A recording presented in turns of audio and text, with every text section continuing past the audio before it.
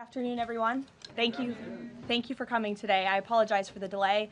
I was once again with the president. He and I were both reviewing the newly released surveillance footage from FBI in the Savannah Guthrie case on just this heartbreaking situation with respect to her mother.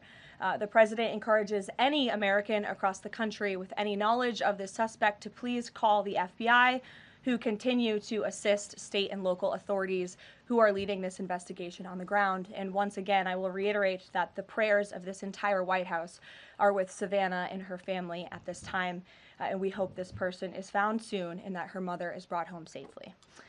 President Trump has a very busy week ahead, so I will begin with some scheduling announcements today. Tomorrow here at the White House, the president will host Israeli Prime Minister Benjamin Netanyahu for a bilateral meeting.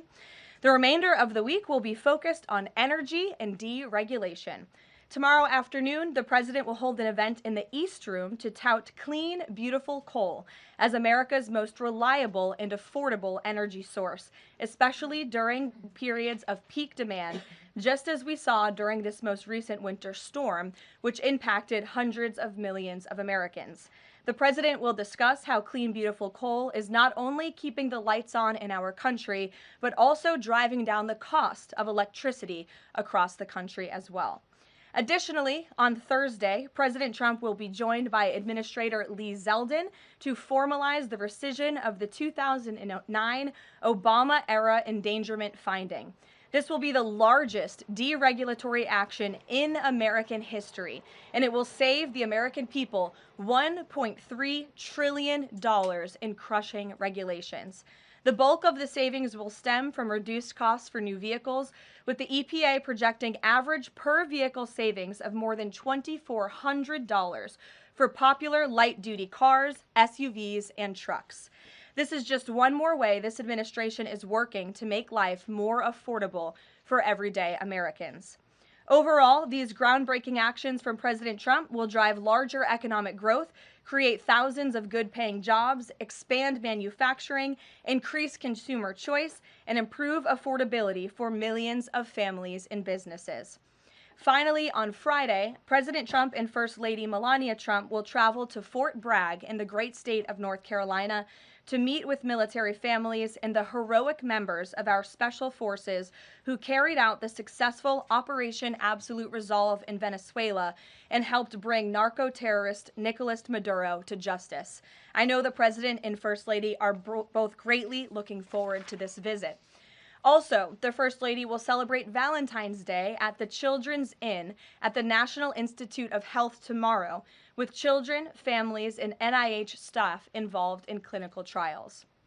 In other news this week, thanks to President Trump signing the largest middle-class tax cut in history, this is shaping up to be the biggest tax refund season ever, and we are in it now. President Trump and Republicans fundamentally believe that Americans deserve to keep more of their hard-earned money, not less, which is why he fought so hard to deliver this long overdue relief. From no tax on tips, overtime, or Social Security, to auto loan interest deductions on new American-made vehicles, plus increases to the standard deduction and child tax credit, more money is flowing back into the pockets of hardworking Americans. We're already hearing from everyday Americans across the country who are reporting substantial tax savings thanks to the Working Families Tax Cut, which every single Democrat in Congress voted against. AMAC, which represents millions of Americans, has heard directly from more than their 1,000 members already about how the Trump tax cuts are easing cost of living concerns. I wanted to share a few of those powerful responses with you today. This one comes from Dean and Wendy in Wisconsin, who said, quote, "Instead of paying out $3,700 last year, we got back $2,500 in refunds this year. This is huge for our family." Steve from California said, quote, "The new senior citizen deduction is a tremendous relief and has given us peace of mind and the freedom to truly enjoy the retirement years we worked so hard for." Eric from Nevada said, "As a senior, no tax on Social Security helps me tremendously. The no tax on tips helps my daughter-in-law as a waitress. The no tax on overtime helps my son, who works constantly. Our family savings from the One Big Beautiful Bill could total even more than $5,000. We love the Trump tax cuts." These are just a few positive examples of the everyday Americans that President Trump's tax cuts are uplifting. We'd love to hear more from the American people across the country who are benefiting from the working families tax cuts. The White House is also pleased to share that parents across the country can now officially apply to open a Trump account for their child. In order to apply, parents can visit trumpaccounts.gov and fill out the IRS form 4547. These Trump accounts are special investment accounts aimed at providing American children with a jump start on building wealth for life. They have all the tax advantages as a traditional IRA account, but are specifically tailored to build wealth the moment a child is born. Thanks to President Trump, every child born between January 1st, 2025 and December 31st, 2028 is eligible to receive $1,000 from the U.S. Treasury to fund their account. Parents, guardians, and even nonprofits can then contribute up to $5,000 per year. Employers can also contribute up to $2,500 per year per employee. President Trump believes there is no better investment than investing in our nation's children. If you are a parent who maximizes contributions to your child's Trump account, its projected value could reach nearly $1.1 million by the time your child turns 28 years old, based on average historical stock market returns. Safe to say, the Trump accounts will give a substantial head start to position the next generation for a brighter future. And with the stock market exploding under President Trump's pro-growth policies, there has never been a better time to sign up for an investment account like this. The Dow Jones just shattered 50,000 for the first time ever on Friday, and the S&P 500 and the NASDAQ continue smashing record after record. So with President Trump in charge, Americans' 401ks and retirement savings are booming once again, and these new Trump accounts for America's kids will boom too.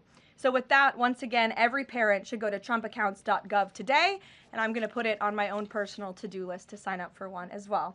With that, I will take your questions. Karoline Downey from the National Review is here. Thank you for being here, and why don't you kick us off? Thank you for having me. On the criticism that immigration enforcement has become arbitrary or not particularly prioritizing, Democrats have been circulating this statistic that only 14% of illegal aliens arrested under this administration are violent criminals, but we know that in deep blue cities with progressive district attorneys, it's common to plead down serious violent crimes into less serious offenses, which could be distorting those numbers. So given that backdrop, does the administration still stand by the messaging that you're targeting the worst of the worst, and does this prevailing narrative tell the whole story? Well, thank you for bringing this up, Karoline. I've seen this CBS report floating around. There's a lot of liberal talking heads and pundits and Democrat elected politicians who think that this single story and these statistics and the way they are painted is somehow a shot at this administration. It is not, and let me correct the record. Number one, the Trump administration has been clear from day one that any illegal alien present in this country is subject to deportation. However, the priority, of course, is going after the convicted criminals, the worst of the worst, the murderers, the pedophiles, the rapists in this country. Interestingly, in the CBS story, what the Democrat talking heads on television are not saying is this line. Nearly 60% of ICE arrestees over the past year had criminal charges or convictions. And among that population, the majority of the criminal charges or convictions are for nonviolent crimes.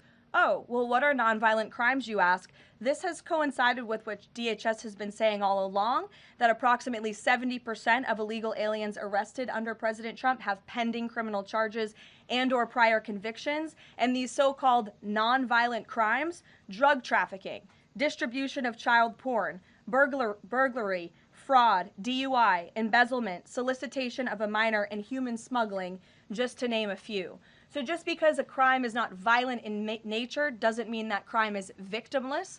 And I can guarantee every single person who is out there on television right now pointing to these statistics that were taken out of context by CBS News would not want an illegal alien convicted of the distribution of child porn or fraud or DUI living in your community. So the Trump administration will continue our focus on deporting all illegal aliens present in our country with a focus on the worst of the worst criminals. Thank you for being here. Gabe. Caroline, thank you. And thank you for the update on our colleague Savannah Guthrie's mother. Is there anything more you can share? You said the president was reviewing that surveillance footage. What was his initial reaction when seeing those disturbing images? And does he believe that that suspect acted alone? I haven't talked to him specifically about the second point on whether the suspect acted alone or not, so I don't want to weigh in on the president's thinking on that. His initial reaction, of course, as all Americans, is just pure disgust. And again, it's heartbreaking to see now this footage really bring to life a story we've all been reading about. And again, we're just praying for the safety of Nancy Guthrie and that she will return home soon. And the president directed me to please encourage all Americans with any information to call the FBI, and we hope that this case will come to a positive resolution as soon as possible. We, of course, have a lot to talk about in a completely separate topic. I was hoping you can clarify something that's come up over the last several days, again, regarding a separate topic in the Epstein files. According to newly released files, the president had a conversation with the Palm Beach police chief in the early 2000s, according to the police chief in 2019. The president has gone on record before, and he's told reporters that he said that that he had no idea about Jeffrey Epstein's crimes. During this conversation with the police chief, however, he did say, according to this recounting of it, that thank goodness you're stopping him. He also called Karoline Maxwell evil. So my two questions are, did that conversation with the Palm Beach police chief happen? And can you explain the discrepancy? What I will say is that the president has always remained consistent and that he kicked Jeffrey Epstein out of his club at Mar-a-Lago because, frankly, Jeffrey Epstein was a creep. And unlike many other people who are named in these files, President Trump cut off his relationship with Jeffrey Epstein and was honest and transparent about that for years and years. And so I think what the president has said all along has always remained true. And the release of more than 3 million documents related to Jeffrey Epstein and his heinous, disgusting crimes just shows the level of transparency that this president and administration has committed to in bringing these files to light. But did he call the chief in 2006? Karoline, did he call the chief? Look, it was a phone call that may or may not have happened in 2006. I don't know the answer to that question. What I'm telling you is that what President Trump has always said is that he kicked Jeffrey Epstein out of his Mar-a-Lago club because Jeffrey Epstein was a creep, and that remains true. And this call, if it did happen, corroborates exactly what President Trump has said from the beginning. And I'm sure many of you, when you read that alleged FBI report, probably thought to yourself, wow, this really cracks our narrative that we've been trying to push about this president for many years. So we're moving on from that. Reagan. Thanks, Caroline. I want to ask you about the SAVE Act. NBC reported that there's some hesitation among House Republicans on adding absentee ballot restrictions into the SAVE Act. Can you explain what the hesitation is among House Republicans and also just provide a status of negotiations with Congress on the legislation? Sure. I can't speak for House Republicans, Reagan. I can obviously speak for the president, who is quite possibly the strongest supporter of the Save America Act, which, as you know, would require proof of citizenship to register to vote. It would require proof of identification, a photo identification before casting a ballot, and it would also ensure that there are exceptions made. I think that's what you're alluding to with these conversations with House Republicans for reasonable requests, of course, for our military, for individuals who are disabled and cannot make it to the polls. Those are reasonable, common sense things that I believe House Republicans are discussing amongst themselves. But as for the president, he's been very clear. He wants House Republicans and Democrats, too, if they were politically wise, to pass this legislation, for the Senate to pass it, to send it to the president's desk so it can be signed into law. Follow-up. I'm wondering when the last time the president spoke to Leavitt was and if he discussed using the standing filibuster to pass legislation. The president has given his position on the standing filibuster. As for his most recent conversation with Leader Thune, frankly, I'm not sure. I do know they speak very frequently. The president's in constant communication with both Leader Thune and the House Speaker, Mike Johnson. Stephen, I see we switched up our seating chart. Your direct line of sight now. Congratulations. Thank you to the Correspondents Association for recognizing the New York Post's reach. I've got two questions for you, one about the Guthrie case and then another about infrastructure. On the Guthrie case, does President Trump have a warning to the culprits here about what would happen to them, what federal consequences they would face if they do not release Nancy Guthrie unharmed? I think anyone who was involved in this depraved crime, this abduction, of course, we want to be seen held to the fullest extent of the law possible. And on infrastructure, can you explain why President Trump asked Chuck Schumer to help him rename Penn Station and Dulles Airport after himself? Why is he interested in having his name on those two buildings? And why are the Gateway Tunnel funds the proper point of pressure to get that to happen? To your first question about the renaming, why not? It was something the president floated in his conversation with Chuck Schumer. As for the funding, the president has addressed that separately himself. Karoline. Danny. Thanks, Caroline. Today, the Vice President's account posted and then deleted a tweet about the Armenian genocide. And then last week, President Trump's Truth Social account posted and then deleted a racist video about the Obamas. And the White House again blamed that on a staffer. I wanted to ask you, does the White House have a social media problem at the moment? Do you have an auto-posting problem that's leading to these mistakes? No. As for the Armenian tweet that you're referring to, I would just refer you back to the White House's message that was issued on Armenian Remembrance Day, and there's been no change of policy at this time. Mary? Thanks, Caroline. When the president goes to Beijing in the spring, does he have plans to try and advocate on behalf of Jimmy Lai, who was just sentenced to 20 years yesterday? This is something I've heard the president advocate for both publicly and privately. I had the honor of being in that meeting with President Trump and President Xi in South Korea that took place, and this was brought up by the president himself. It is important to him, and he looks forward to visiting China in April. Go ahead. Thanks, Caroline. So some Republican lawmakers from Nebraska have said they're worried that the Argentinian beef executive order will sideline some American ranchers. How will the Trump administration make sure prices go down for consumers without harming those ranchers? Of course. Well, both things can happen at the same time. That's the president's belief. He wants to see prices come down. In fact, I just overheard him on the phone with Secretary Rollins. They were talking about something different, but he's always saying we got to make sure that prices continue to come down. As you know, Secretary Rollins successfully did that with respect to egg prices. Beef prices are coming down slightly, and the president wants to see that continue. He believes that a minor import to the country with cattle might be a short-term solution with respect to bringing down prices, but of course protecting our American cattle and rancher industry is a priority for the president, and he's in touch with those stakeholders. We've had them here at the White House a few times in recent months to discuss this issue directly. John. Thanks a lot, Caroline. Yesterday, the president on social media threatened to block the new Gordie Howe Bridge, which would connect Detroit to Canada. This is a bridge that was fully paid for by Canada. It used American labor to construct it. It used American steel to construct that bridge. The president in 2017 was actually in favor of this bridge, part of a joint statement that he put out when he met with the Canadian Prime Minister. Why has the president changed his mind as it relates to this bridge?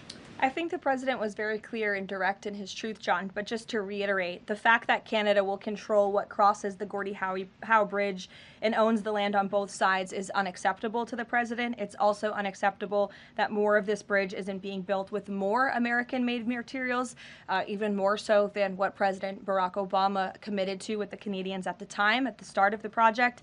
He also believes that the U.S. should own at least half of the bridge, have shared authority over what passes across it, and participate in the economic benefits generated by its use. This is just another example of President Trump putting America's interests first, and so he made that very clear in his call with Prime Minister Carney earlier today.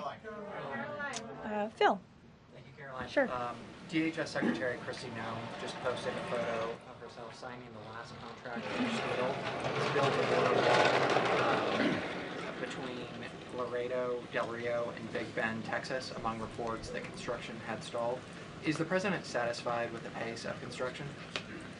The president wants to make sure that the full border wall is built as quickly as possible, of course. I know this is a priority for him dating back to 2016, and so absolutely he wants to ensure that the border wall is built under budget and ahead of schedule is how President Trump likes to view building projects, and that includes the border wall. Is he satisfied with the pace of construction thus far? I think the president is never satisfied. He always wants to ensure that things are moving along as quickly as possible, but I know Secretary Noem is on it, and she's doing a great job. Thank you, Caroline. You're welcome. Sure, go ahead. Thank you. Charlie. On the Nancy Guthrie case, is the president satisfied with the federal and local investigation so far? And has there been any more contact from the White House or the president with the family? I don't think anybody will be satisfied until this case is brought to a close and until Nancy Guthrie is returned home safely with her loved ones. Contacts? Has the president contacted the family since? Not since that initial phone call. Sure. Tamara. Thank you. The National Governors Association is removing a meeting with President Trump from his agenda because only Republicans were invited. Is the White House reconsidering inviting Democrats, or do you think Republicans are still going to show up? Like, where does that stand now? No, look, I just spoke with the president about this. It is a dinner at the White House. It's the people's house. It's also the president's home, and so he can invite whomever he wants to dinners and events here at the White House. I believe Governor Moore was invited last year, and he did not show up to the dinner last year. Nobody reported on it. But again, the president has the discretion to invite whomever he wants to the White House, and he welcomes all those who received an invitation to come.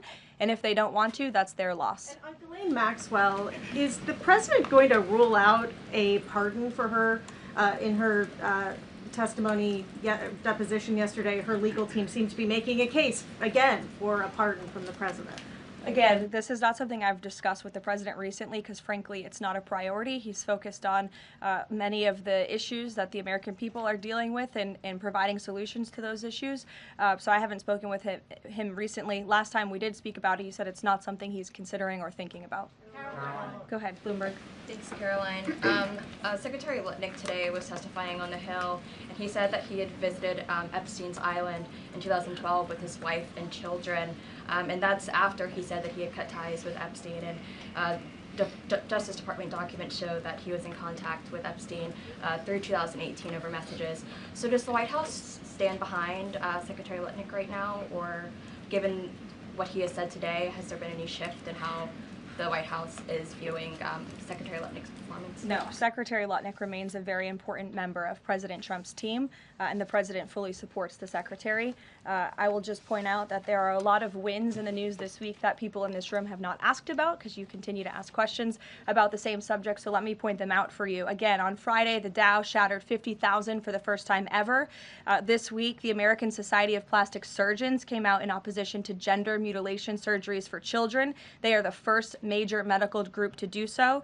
A federal appeals court today, nobody asked about that, just upheld the Trump administration's policy of detaining illegal aliens, validating the strong measures that have driven illegal crossings to historic lows, and sent a crystal clear message that under President Trump, if you enter the country illegally, you will be detained and removed.